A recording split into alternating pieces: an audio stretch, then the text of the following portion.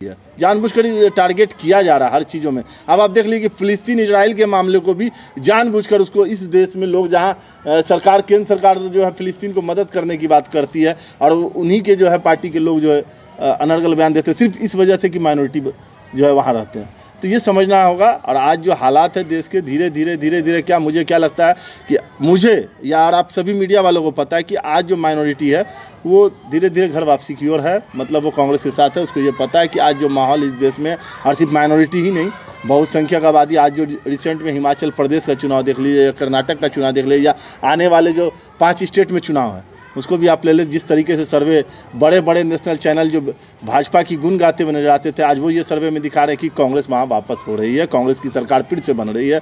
तो ये चीज़ें समझने की ज़रूरत है कि आज जो देश का जितना भी तबका चाहे बहुसंख्यक हो या अल्पसंख्यक हो दोनों की हालत बहुत ख़राब है। और हम लोग माइनॉरिटी डिपार्टमेंट गाड़ी मिली है AICC की तरफ से कि अखिल भारतीय कांग्रेस कमेटी के राष्ट्रीय अध्यक्ष हमारे मल्लिकार्जुन खड़गे जी, पूर्व राष्ट्रीय अध्यक्ष जन जन के नेता हमारे नेता हम सभी के नेता राहुल गांधी जी, पूर्व राष्ट्रीय अध्यक्ष सोनिया गांधी जी और अखिल भारतीय कांग्रेस कमेटी अल्पसंख्यक विभाग के राष्ट्रीय अध्यक्ष राज्यसभा सांसद बड़े भाई इमरान प्रतापगढ़ी जी के द्वारा मुझे नेशनल कोऑर्डिनेटर बनाया गया है।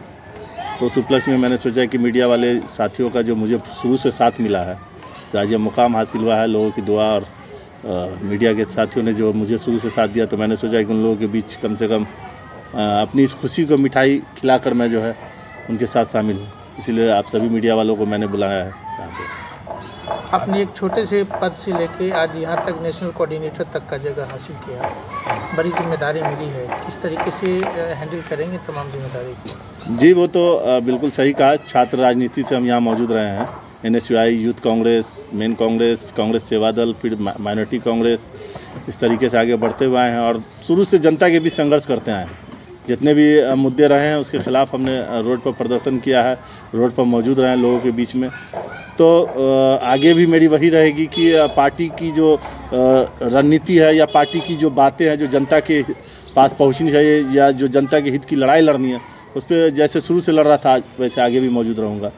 एक सवाल है डॉक्टर साहब के, आज कांग्रेस बुरे दौर से गुजर रही है, एक बहुत बड़ी चुनौती है कांग्रेस को फिर से वापस करना, कुछ स्ट्रेटेजी है खास करके माइनॉरिटी विंग को लेकर के, क्योंकि मुसलमानों का एक बड़ा तबका कांग्रेस से दूर होता चला जा रहा है। तो क्या आप रणनीति बनाए हुए हैं कांग्रेस को के करीब मुसलमानों को करने के लिए? अगर आप फिलहाल के जो भी चुनाव अगर आप देखे होंगे, खासकर जो भी स्टेट में चुनाव हो रहे हैं, ये कहीं कोई दो राय नहीं है कि माइनॉरिटी जो है कांग्रेस से दूर हुआ था। लेकिन आज माइनॉरिटी को हमको लगता है कि 2014 के बाद जो हालात बने थे, माइनॉरिटी का मतलब सिर्फ मुसलमान नहीं होते हैं, उसमें जैनिस्ट है, क्रिश्चियन है, बुद्धिस्ट हैं, सिख हैं, सबको मिला के माइनॉरिटी होते हैं। लेकिन सभी की हालत बहुत बुरी है।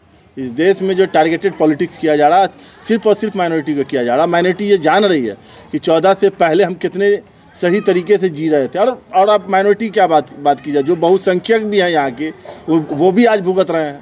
कहीं ना कहीं वो भी टारगेट हो रहा है, चाहे महंगाई से या बेरोजगारी से या जिस तरीके से हालात हैं उस पर वो भी टारगेट हो रहा है। हाँ, ये है कि माइनॉरिटी डिपार्टमेंट के नेशनल कोऑर्डिनेटर होने के कारण या जो जिम्मेवारी मुझे मिली है, जो लोगों के बीच में जाता हूँ उनको मैं बात करता हूँ, उनसे ये कहता हूँ कि आज क्या हालात हैं, आज आपकी हालात क्या है। आज कहीं पर कोई बात आपके खिलाफ में कहीं ना कहीं देश में एक माहौल बनाया जाता है। अभी भी आप लोगों को मालूम है कुछ दिन पहले ट्रेन में हादसा हुआ, उससे पहले गुरुग्राम में हादसा हुआ। तो ये एक टारगेटेड पॉलिटिक्स हो रही है, जानबूझकर टारगेट किया जा रहा है हर चीज़ों में। अब आप देख लीजिए कि फिलिस्तीन इजराइल के मामले को भी जानबूझकर उसको इस देश में लोग जहां सरकार केंद्र सरकार जो है फिलिस्तीन को मदद करने की बात करती है और उन्हीं के जो है पार्टी के लोग जो है अनर्गल बयान देते हैं सिर्फ इस वजह से कि माइनॉरिटी जो है वहाँ रहते हैं। तो ये समझना होगा। और आज जो हालात है देश के धीरे धीरे क्या मुझे क्या लगता है कि मुझे या और आप सभी मीडिया वालों को पता है कि आज जो माइनॉरिटी है वो धीरे धीरे घर वापसी की ओर है। मतलब वो कांग्रेस के साथ है। उसको ये पता है कि आज जो माहौल इस देश में और सिर्फ माइनॉरिटी ही नहीं बहुसंख्यक आबादी, आज जो रिसेंट में हिमाचल प्रदेश का चुनाव देख लीजिए या कर्नाटक का चुनाव देख लीजिए या आने वाले जो 5 स्टेट में चुनाव है उसको भी आप ले लें। जिस तरीके से सर्वे बड़े बड़े नेशनल चैनल जो भाजपा की गुण गाते हुए नजर आते थे आज वो ये सर्वे में दिखा रहे हैं कि कांग्रेस वहाँ वापस हो रही है, कांग्रेस की सरकार फिर से बन रही है। तो ये चीज़ें समझने की ज़रूरत है कि आज जो देश का जितना भी तबका चाहे बहुसंख्यक हो या अल्पसंख्यक हो दोनों की हालत बहुत ख़राब है। और हम लोग माइनॉरिटी डिपार्टमेंट से नेशनल कोऑर्डिनेटर हुए हैं, जो हम लोग को जिम्मेवारी दी गई है, और पश्चिम बंगाल का मैं इंचार्ज भी हूँ। इस नाते मुझे वहाँ पर जितने ज़्यादा से ज़्यादा माइनॉरिटी को जोड़ने के लिए जिस तरीके से मुझे वहाँ काम करना है, उसके लिए मैं काम कर रहा हूँ और आगे भी करता रहूँगा। और जो हमारे पार्टी की मैसेज है लोगों को जोड़ने का, जो एक माहौल इस देश का था गंगा जमुनी तहजीब, उसको बचाने का, उसके लिए हम लोग संघर्ष करते रहेंगे।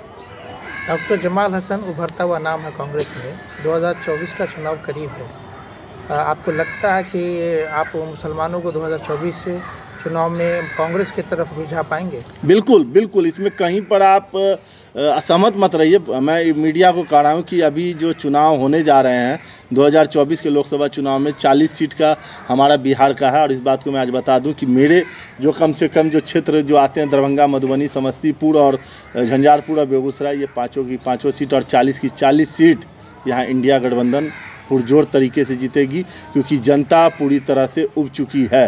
अगर माइनॉरिटीज़ के साथ जो है दोहरी राजनीति की जा रही है या उनको टारगेट किया जा रहा है, तो बहुसंख्यक को छोड़ा नहीं जा रहा, वो भी बेरोजगारी, महंगाई और सभी चीज़ों पर। मैं तो ये कहता हूँ कि जो एनडीए गठबंधन वाले लोग या बीजेपी वाले लोग जो दावा ठोकते हैं कि हम जो है सरकार बनाने जा रहे हैं, किस मुद्दे पर?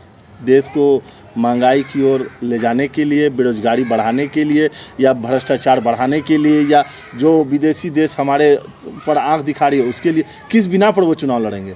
जनता पूरी तरह से त्रस्त है और पूरा मन बना चुकी है। और हम लोग कांग्रेस पार्टी के सिपाही, आज मानते हैं कि नेशनल कोऑर्डिनेटर है, लेकिन मैं कल भी कांग्रेस पार्टी का सिपाही था, आज भी कांग्रेस पार्टी का सिपाही हूँ, और पूरी ज़िंदगी कांग्रेस पार्टी का सिपाही बनकर कांग्रेस के विचारधारा को लोगों तक पहुँचाने का काम करूँगा। आखिरी सवाल, 2025 का विधानसभा चुनाव लड़ने की तैयारी है? बिल्कुल तैयारी है, और पार्टी आला कमान ने मौका दिया तो मैं तैयारी में हूँ। 2025 के विधानसभा चुनाव लड़ने की तैयारी है मेरी, और मैं पार्टी आला कमान जानती है कि 2020 में भी मैंने दावा पेश किया था, लेकिन उस टाइम गठबंधन की वजह से ये सीट जो है दूसरी पार्टी में चली गई, सहयोगी पार्टी में।